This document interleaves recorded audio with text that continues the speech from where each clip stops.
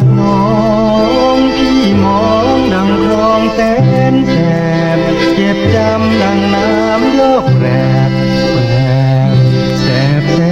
นจะทนปวดกลางหันทุกวันมันพัดสะบัดโลน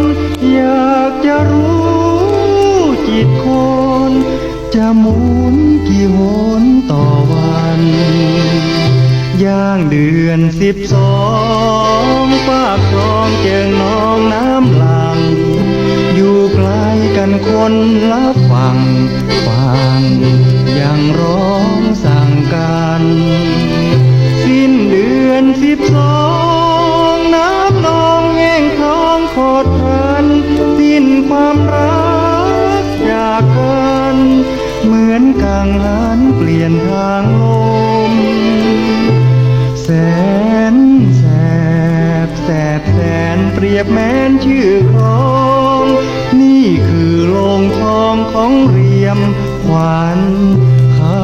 ฝากชีพจมแต่ครองยังช้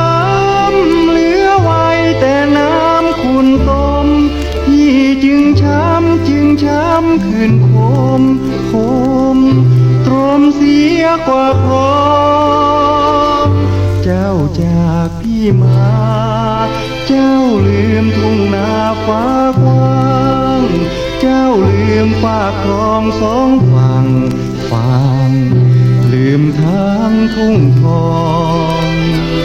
จวบจนบัดนี้มีเห็นมีน้ำเจิงนองชื่อว่าแสนแสบครอง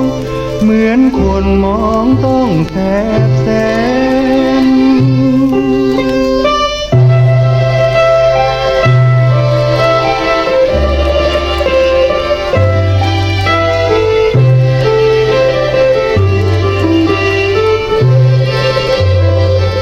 เจ้าจากพี่มา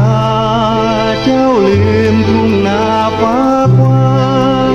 เจ้าลืมปากคลองสองฝั่งลืมทางทุ่งทอง